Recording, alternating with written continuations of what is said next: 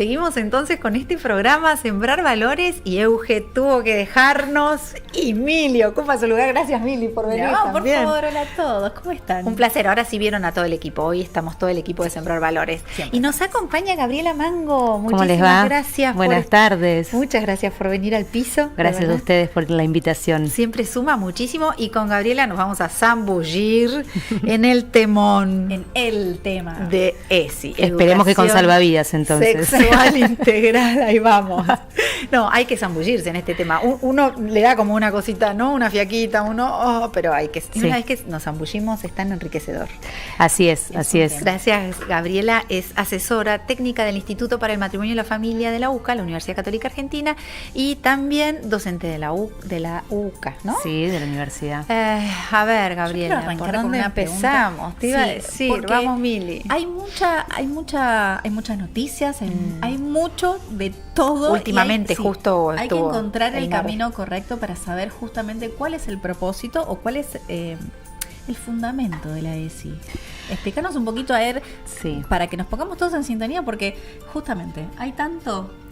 Y perdóname, Gabriela, para poner también, ¿no? En torno a la audiencia, en Argentina en el 2006 se aprobó la ley. Así ¿no? es, sí. Tenemos un camino recorrido, estaría bueno Mucho. ver qué pasó, Sí, ¿no? Exactamente. Contanos. Bueno, vos hablabas de zambullirnos y es realmente, me parece la palabra, porque hay que meterse en el tema, ¿no? Sí, fundamental. Tenemos ley de educación sexual en el país desde el año 2006, así que tenemos muchos años ya recorridos, pero no quiere decir que eso haya significado que desde entonces haya una implementación sistemática de la educación sexual en la escuela. Claro. De hecho, si pensamos, tenemos obligatoriedad de enseñar educación sexual desde el 2006, pero 2 años después llegaron los documentos curriculares. Esto es el documento que prescribe, que nos indica qué tenemos que enseñar, ¿no? Claro. Y además un dato no menor, surgió la necesidad de formar docentes. Porque tenemos educación sexual, resulta que es obligatorio en el aula, pero ¿quién va a enseñar? Claro. Bueno, todo eso nos llevó a tener un recorrido bastante errático. Claro, te iba a decir, ¿no? Claro. Es un tema que nos atraviesa tanto personalmente que es fundamental que haya gente preparada, ¿no? Como para separar de lo que es la vivencia personal o todo lo que traemos, ¿no? Y además, con lo único que contamos es con lo que decís vos, la propia experiencia en el tema y la propia formación que hemos tenido, que de por sí, todas las que estamos acá podemos dar fe, fue bastante, por lo menos reductiva, porque en general teníamos charlas a cargo de ciertas profesionales externos a la institución que venían, nos informaban, nos daban algún souvenir por ahí, ¿no? ¿Recuerdan? Y bueno, y esto de la integralidad de la propuesta es como que arrojó una novedad. Sin embargo, la integralidad, si bien, porque hablamos de la ESI, Educación Sexual Integral, también deja mucho que desear. Sí, definamos integralidad. Exactamente. ¿No? Porque en un primer momento yo cuando escuché dije, bueno, es buenísima idea, entendiendo la integralidad, todo lo que nos atraviesa el ser humano, ¿no? La espiritualidad, la psicoafectividad. Todo. Y sin embargo... Y bueno, no era se ese declama concepto. desde ese lugar, como contemplando todas las dimensiones, sin embargo vemos que hay una preeminencia, por decirlo de alguna manera, de una sobredimensión de una dimensión sobre otra. A ver, esto que decís vos, somos una unidad bio, psico, espiritual y social. Sin embargo, parecería que la protagonista de esta unidad es la dimensión sociocultural. Claro.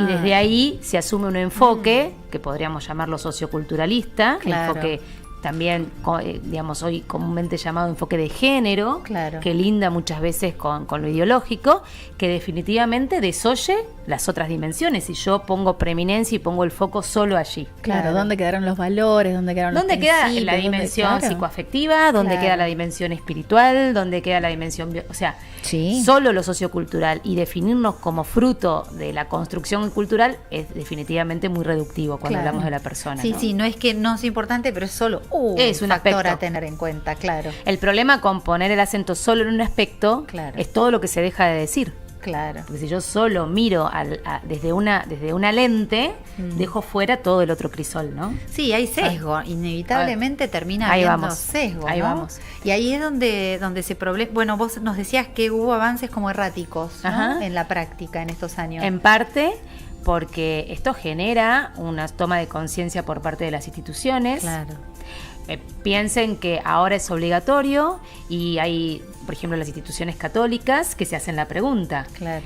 ¿Cómo vamos a hacer con los padres? ¿Qué desafío esto nos interpela? ¿Qué le vamos a explicar cuando nos vengan a preguntar? ¿Quiénes van a asumir la propuesta de educación sexual en las aulas? Sí, tal cual, porque ante todo es un derecho de los padres, ¿no? Que delegan, ¿no? Me parece a mí. ¿Cómo se acerca la institución escolar a la familia? Decir, bueno, vamos a hablar de estos temas o estos no, porque esto también es el aspecto integral, ¿no? La familia es parte también del alumnado. Esto es muy interesante porque al ser ley y ser obligatorio, en teoría no habría que pedir un consentimiento a la familia como en otra época se hacía, que uno mandaba la autorización para que participe en tal taller, ahora no.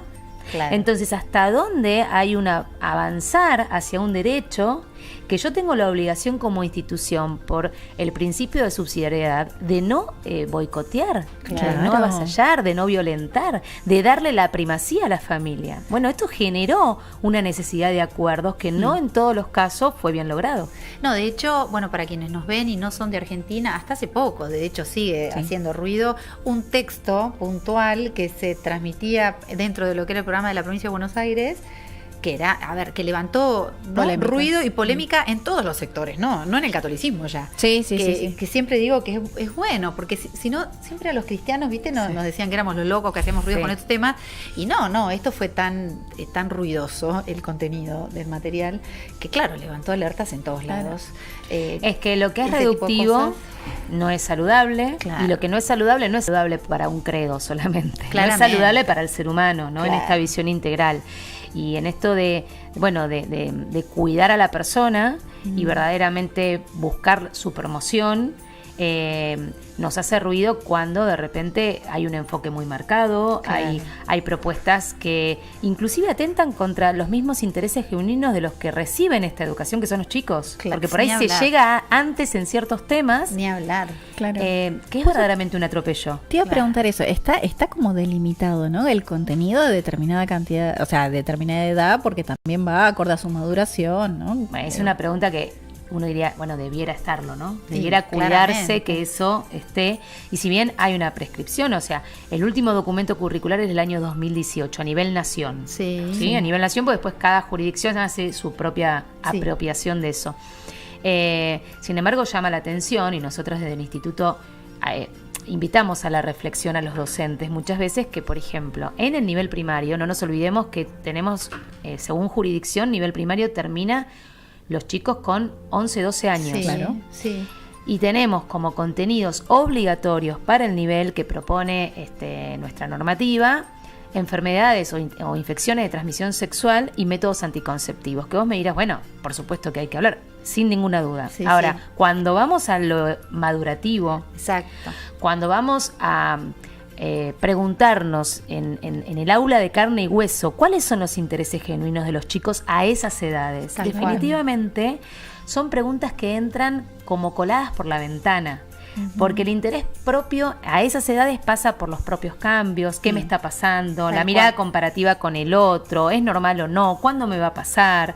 ¿Qué le pasa al otro que no me pasa a mí? Sí, es mucho más genuino que eso otro. Lo que nos hemos preguntado nosotras, chicas. Claro, es mucho más genuino y más eso, más de acompañar, más natural, más todavía está transitando ese duelo de la infancia, ¿no? Porque está todavía ahí que juega con las muñecas, con los autitos. Entonces de repente es entrar, como digo yo, por la puerta de atrás. Claro. Porque en una época en donde hay que hablar de la maravilla de los cambios, de la riqueza de los cambios, de las posibilidades que ofrece a futuro ese despertar de la fertilidad y ese regalo, ya estamos viendo cómo la aniquilamos. Porque voy por la anticoncepción. Tal cual.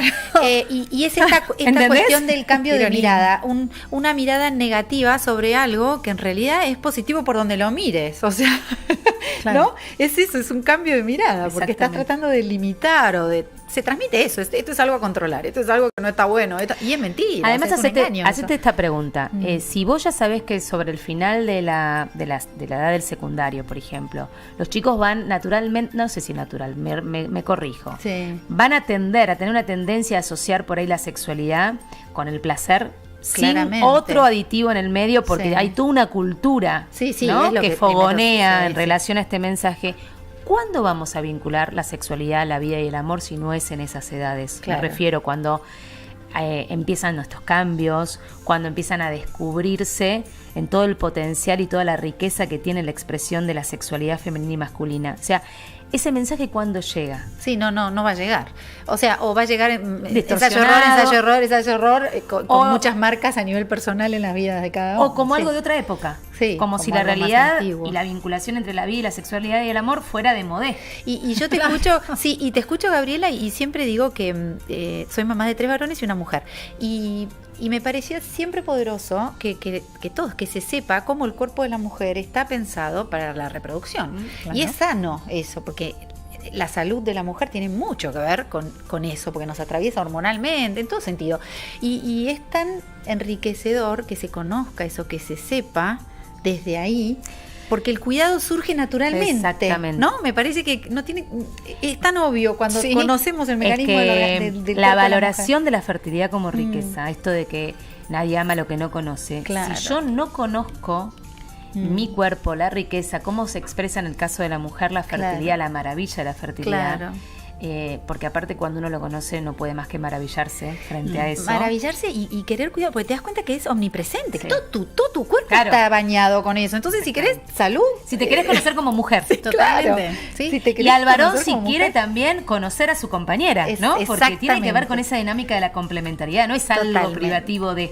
Totalmente, yo te mencionaba que soy mamá de 3 varones y una mujer y el mensaje lo tengo, me parece poderosísimo, que los varones conozcan la fertilidad de la mujer. Sí. Acompañan eso, bueno, en definitiva. Con todo esto, imagínate que el contenido por el cual se abre el tema sea la anticoncepción.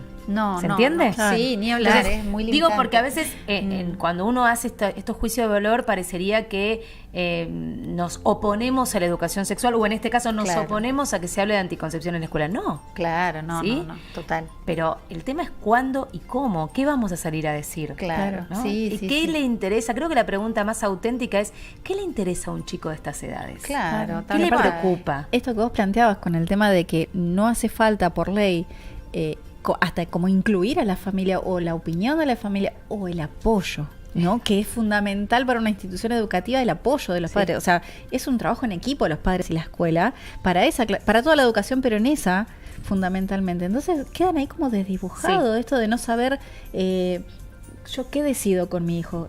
¿Cómo le voy a explicar cuando en el colegio veo otras cosas, ¿no? O también me apura a mí a mis tiempos. A mí lo que me parece muy dañino es que esto está generando que los padres se autodesactivan, por decirlo de alguna manera. Consideran que ya no tienen nada más para decir. Es como que el aluvión de novedad que le impuso el tema, toda esta perspectiva ideológica muchas veces, y entrar con estos temas... digamos, a veces de esta manera tan intempestiva, los padres quedan desactivados como diciendo, bueno, yo en realidad a mí no me parece, claro, pero no sé. Entonces, frente a lo que sería esa suerte de alarma natural que le tendría que sonar a la familia, decir, no, yo tengo que ir a hablar al colegio. Claro, en el colegio le dicen es ley, es obligatorio, están los libros, a mí me lo han dicho como madre, cuando alguna vez aproximé algún cuestionamiento, bueno, pero esto está en los libros. Claro, sí, como si fuera, bueno. Pero aparte, ¿desde cuándo un docente no puede decidir hasta dónde, qué, con qué material? Siempre se eligen los libros. Claro, es abrirle la puerta a un mundo súper avanzado a edades muy tempranas. No es lo mismo hablarle a un adolescente de 17, 16, 18, un nene de 11, 12 años. 12. Y te lo relaciono con esto, Gabriela, porque la ley un poco surge ante la alarma, ¿no? De embarazos, me parece a mí, embarazos adolescentes, la cada vez más temprana edad, ¿no? De iniciación sexual y todo lo que implica eso para un país. Los índices que muestran, ¿fue efectivo en ese sentido? Porque creo que se fomenta en lugar de... ¿no? Es que eso se camufló mucho, no nos olvidemos que en el medio tenemos ley de aborto. Claro. Entonces, si hoy te dicen que el índice bajó... Entiendo. Sí, no bajó realmente. Claro. Sí, se trata de imponer el aborto. En realidad es tal como vos decís, el recorrido arranca en el año 2002 en el Ministerio de Salud como una problemática de salud pública. Sí, porque es salud pública, claramente. Claro. Entonces tenemos que disminuir el flagelo de los embarazos adolescentes. Esterilicemos a todas las adolescentes. A ver, letra chica. Qué horror. En el fondo era eso. Qué horror, digo yo, perdón, ¿no? Pero porque están empezando su vida, su despliegue, y la salud sexual es básica. Entonces decís, pero mirá la contundencia que tenía la propuesta, que se pensó, si no educamos, no generamos cambio de conducta. Claro. Entonces, con empastillar a todo el mundo y con colocar parches no vamos a llegar. De hecho, fíjate que muchas veces la falta de efectividad tiene que ver con que siguen siendo adolescentes que tienen en sus manos... Claro, un arma que no saben usar. Los métodos anticonceptivos bajan la eficiencia de cada uno, ¿no? No, y además, por ser adolescente. La cantidad de riesgos a nivel salud, porque...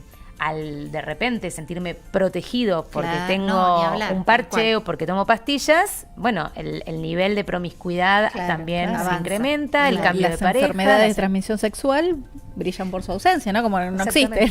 Exactamente. Entonces, bueno, el cambio de conducta, ¿qué tenemos que hacer? Y bueno, bajemos la propuesta de educación. Así llega a educación en el año 2006 la ley de educación sexual, el programa de educación sexual nacional. Justamente para dar en la tecla en cuanto hay que generar un cambio de conciencia. Y vos fíjate que, bueno, mucho han hecho y mucho se ha logrado. Uh-huh. No sé si con los efectos que estamos queriendo, pero se ha logrado. Sí, yo creo que igual un poco la humanidad avanza así, ¿no?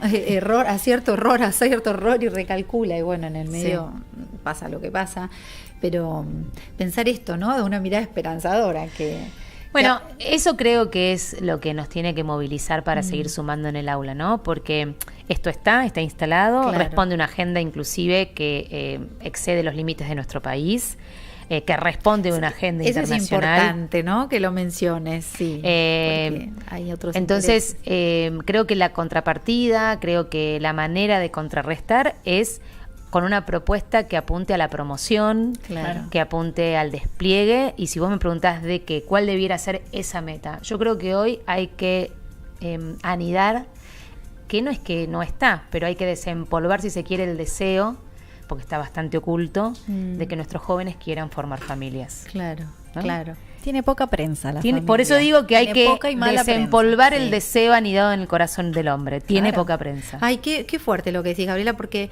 Y sin embargo, en paralelo, en estadísticas, en todo lo que es neurociencia, se conoce que la felicidad del ser humano pasa por los sanos vínculos estables, duraderos. Qué paradoja, porque por un lado se nos revela la familia. Yo creo que nos vamos a dar cuenta. Importantísimos, y por el otro se está tratando de aniquilar. O sea, es complejo, ¿no? Creo que nos vamos a dar cuenta como sociedad. El tema es los que quedan en el medio. La generación que queda en el medio. Sí, es lo que te decía, esta cosa de acierto error. Nos tocó justo estar en la polvareda, en medio de la polvareda. Bueno, pero estos espacios son muy importantes. Darle difusión, hablar de estos temas, formar docentes, juntarnos familia, escuela, pensar alternativas, el trabajo en red, el ir por lo propositivo, no quedarnos solo en la denuncia, que es muy necesaria porque genera las alertas, porque te pone justamente... no sé si la palabra es a la defensiva, pero sí no con esa mirada ingenua y anestesiada, ¿no? Algo tenemos que hacer. Y desde ahí, empezar a construir. Claro, Gabriela, se nos une una participante más. Vamos, está el Zoom. Vamos a hablar te invitamos a los auriculares. Vamos a hablar por Zoom con Janina Cosime. Ella es orientadora familiar, está en la provincia de Santa Fe. Y hablando también de ESI, ella da una serie de talleres orientados a adolescentes, en donde justamente esto que decías vos, orientado a los valores, a los principios, a la información bien usada, y también lo linkeamos con lo que habíamos hablado con la libertad. Tiene todo que ver. Claro, tener la información suficiente para tomar decisiones sabiendo las causas, las consecuencias y en pleno ejercicio de su libertad. Así que, Janina, ¿cómo estás? Buenas tardes. Hola, buenas tardes para todas. Un honor estar en este lugar con todos ustedes. Gracias, Janina, por unirte. Gracias por todo el trabajo que haces. Me encanta que estés allá en Santa Fe, porque amo que este programa llegue a todos lados. Gracias por la invitación y bueno, un honor de compartir pantalla, en este caso con Gabriela Magno. Igualmente, es un placer para mí. Buenas tardes. Contanos un poquito cómo son estos talleres que vos estás dando a ni más ni menos que adolescentes, ¿no? Que siempre digo que es el público siempre el más difícil, ¿no? Cuando vos encarás el tema de los valores. Bueno, a mi punto de vista a veces es más fácil de lo que parece, en el sentido que a lo mejor yo por mi forma de ser soy muy directa y muy abierta y bueno, rompo una barrera fácilmente, ¿no? Yo creo que los chicos lo que más valoran es la integridad, aunque no le puedan poner esa palabra, y la claridad en el sentido de la integridad, ¿no? De la apertura, ¿no? De ser lo que uno es y vivir los valores que uno dice tener. Ya ahí, en el grupo, es como que ellos son mucho más receptivos en ese sentido. y hacerlos pensar. Yo digo, bueno, pensemos juntos, ¿no? No desde un taburete, como dice Serrat en su canción, hablarles, sino desde el corazón y hacerlos pensar. Y esto de la libertad que uno lo relacionaba era esto, bueno, a ver, ¿qué es la libertad? Y coloquialmente, bueno, hacemos por ahí conversaciones y charlas en donde, bueno, la libertad es hacer todo lo que yo quiera, pues hacer lo que me conviene, ¿no? Y esto de poder sacar afuera aquello a lo que uno fue llamado a hacer, y que solamente uno tiene para dar al otro. Y eso les pone un montón de valor en ellos. Ellos no son conscientes de su valor como personas únicas, irrepetibles en este mundo, con un llamado único que yo necesito que ellos respondan. Y bueno, y desde ese lugar es más fácil llegarles al corazón. Claro, es como que los haces tomar conciencia de su propio valor y de ahí decidir si se comparte, si no se comparte, o hasta dónde, como decías vos, desde los vínculos también. Desde dónde, hasta dónde se avanza. Me parece que es el enfoque, veníamos hablando, Gabriela, es que interesante, el sano, ¿no? porque el hacerlos cargo del uso de su libertad los vuelve protagonistas. Sí, entonces creo que esto que ella dice es fundamental, porque ya no es algo que me dicen tipo mandato, sino que, bueno, soy el protagonista de mi vida. ¿Qué hago con esto, no? Exactamente. Eso es lo que yo los trato de llevar a pensar, ¿no? Sin olvidarme que yo fui adolescente y a lo mejor no tuve las herramientas ni el apoyo ese, y desde ese lugar decir, mira, yo tengo algo que te puede servir, que yo lo necesité y no lo tuve. Si lo querés tomarlo, si no, no lo tomes, pero es tu decisión. Vos sos libre, vos sos valioso y acá tenés la información. Con esto haces. Y aun cuando quieras negar que estás decidiendo hacer o dejar de hacer lo que quieras hacer o dejar de hacer, ¿no? En realidad, cuando no hacemos este movimiento, ¿no?, de toma de conciencia de que soy yo y mi libertad el que determina, estoy determinado desde afuera por otras 1000 fuerzas, ¿no? Pasa eso, en definitiva. Pero las consecuencias siguen siendo mías. Total, pero bueno, estamos tironeados igualmente, ¿no? Y esa es una libertad falsa, en definitiva, ¿no? Sí. Esa que parece una libertad, pero en realidad estás absolutamente condicionado por 1000 factores. No sabemos cuáles son el peso de las consecuencias de las decisiones que tomamos. Sí, bueno, y ahí en eso también nos hacemos pensar, y bueno, hay un ejercicio que mi marido robó de un libro que me encantó y que dice mío, que es agarrar una rama, un tronco cualquiera, y pedirle a los chicos que puedan tomar una punta de la rama y llevársela sin quebrarla y no llevar a cuestas la otra punta de la rama, ¿no? Que uno le puede poner una palabra, un color, y a simple vista ellos se dan cuenta que es imposible, y lo siguen intentando, hasta que podemos llegar a la conclusión juntos de que eso es la libertad, digamos, que no hay decisión que yo no tome que no tenga acarreado una consecuencia, yo sea consciente o no de lo que hay dentro de ese papelito escondido en la otra punta de la rama como consecuencia. Y esto de llevarlos a pensar, esto de, como ustedes dijeron, el ser protagonistas, que muchas veces no les damos el espacio en el mundo de los adultos a ser protagonistas en esa manera. En ese sentido, hacerse. Te iba a decir eso, ¿cómo lo toman, no? Porque justamente te iba a decir, no es que uno esté ahí muy consciente preguntándole o que los chicos tengan, ¿no? Los adolescentes que decís, bueno, a ver, te pregunto qué es lo que opinas vos. ¿Cómo se siente? ¿Cómo te responden en estos talleres? Primero, cuando no me conoce, cuando es un grupo conocido es distinto, ¿no? Pero cuando no conocen es un poquito de desconfianza. Pero una cara de sorprendidos, porque bueno, estoy hablando con gente que es especialista en esto, ¿no? Digamos, los adolescentes son, yo creo, vivo con 2. Especialistas en el arte de fingir seguridad muchas veces, ¿no? Claro, mi amor. Es así. Sí, es cierto. Pero esto que decís vos es entrar en un tema muy íntimo sin necesariamente tener vínculos, porque quien da los talleres, gente de afuera, tiene su arma de doble filo, pero al principio la resistencia es lógica, porque es meterse en un terreno muy, muy propio, muy privado y hablar de esto, pero entiendo que esta cintura que vas logrando los anima más, y además el interpelarlos a hablar en primera persona y demás, eso es desafiante, porque no es de todos los días, no están acostumbrados a que los traten así. Así que me parece que eso le agrega valor a la propuesta. De ser protagonistas ellos, y de que ellos se den cuenta que cuando creen que no eligen, están eligiendo igual. Y que cuando otros eligen por ellos, porque en esto de estar condicionados por el entorno, las consecuencias siguen siendo propias. Entonces, y yo siempre les digo, tengo el pelo rosa, no puedo condenar a nadie, y desde ese lugar, invitarlos a lo mejor que cuenten lo que le pasa a un amigo, ¿no? Que ya no es tan personal. Se animan a hablar y se animan a contar cosas que a veces uno se sorprende de vivencias que ellos tienen, no solamente en lo sexual, sino en esto de los vínculos, de las relaciones, sus experiencias, sus dolores. Claro. Yo creo que cuando un adulto, esto en primera persona hablo, cuando los adultos nos mostramos también vulnerables, claro, total. Y también que cometemos errores y que tenemos miedo y preocupaciones, ellos se sienten más relajados. Claro. Porque creo que el miedo principal, más allá de lo que puedan decir los libros, que en esa línea, ¿no? Pero el miedo principal de ellos es no parecer lo grande que deberían parecer, ¿no? Esto de querer, este juego de meterme en el mundo de los adultos y salirme y estar del todo, cuando se encuentran con gente que les dice, a mí yo también tengo miedo, a mí también me da vergüenza. Claro, fundamental. Sí, ellos se abren más, ¿no? Fundamental. Qué divino lo que decís de mostrarnos vulnerables, porque ahí es cuando creo que todas las barreras, ¿no? Se caen. Somos todos iguales ahí. Nos encontramos todos con diferentes miedos por la edad, pero son miedos, ¿no? Y inseguridades las tenemos nosotros también. Son otras, pero están. Ahí somos humanos. También. Creen que, por ejemplo, el tema del deseo sexual, ¿no?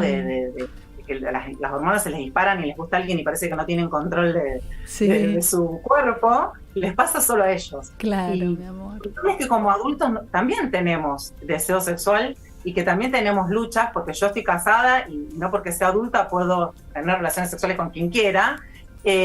Los hace ver las cosas de otra manera, porque es algo que ellos, por ejemplo, nunca se lo plantean por lo general, ¿no? Ellos creen que su lucha es única, que es de ellos nada más. Claro.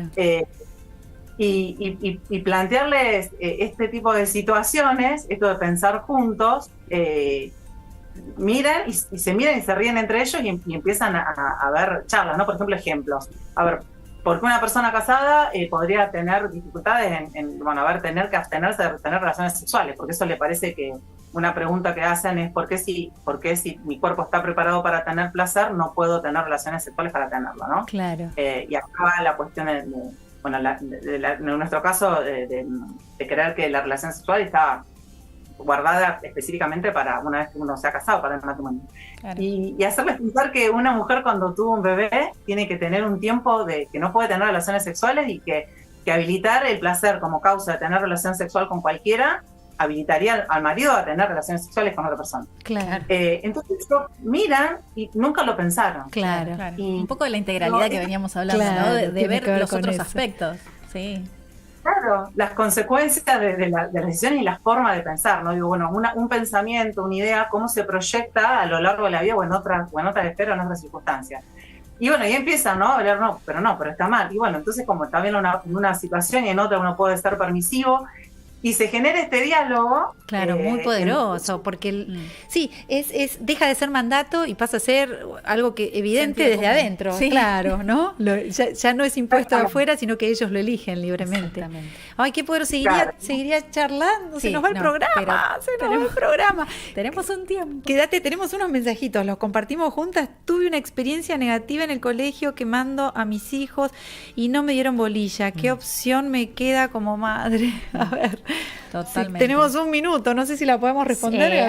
Después vamos a tomar el teléfono y porque hay grupos de padres que se están en esto de ser redes, de ser difusores, de pensar con otros. Perfecto, así que vamos a compartirles entonces información para eso. Me encantó escuchar a Gabriela, realmente parece que la ESI nació como una causa noble, es una pena cómo fue mutando la mirada de aquellos que tienen que implementarla por el bien de los más chicos. Es así, gracias Hernán por Sí, y tener los ojos abiertos para justamente hacer una propuesta que apunte a la integralidad y que se separe la ideología es fundamental. Ay, fundamental, pasa por seguir ahí, ¿no? los fines correctos. Vos sos libre, vos sos valioso, qué importante que desde el colegio hagan hincapié en eso desde la sexualidad, increíble la claridad, Gabriela Mango, bueno, felicitaciones. Ay, muchísimas gracias, seguiríamos para un montón. Gracias, Janina, increíble lo tuyo. Sigan así, me parece tan poderoso, tan fuerte. Vamos a tenerte de vuelta seguro por otro programa aquí. Te esperamos. Gracias por la invitación. Saludos. Sigue la invitación abierta y Gabriela, muchísimas gracias también a vos. Gracias a ustedes. Por habernos acompañado. Billy, se nos escapó el programa. Bueno, igual este tema da para tanto, así que seguramente que vamos a hacer otro. Gracias a cada uno de ustedes por habernos acompañado desde sus casas. Y gracias a todo el equipo técnico, a ver, Mati, Euge, todos, Alan, hay Mila y por ahí, Javi, somos todo un equipo que estamos haciendo esto, Sembrar Valores, gracias a Café Cabrales, a Radio Amadeus, que nos acompañan, a Banco Galicia, y de verdad a cada uno de ustedes por haber estado allí. Será hasta el próximo programa de Sembrar Valores. Chao, chao.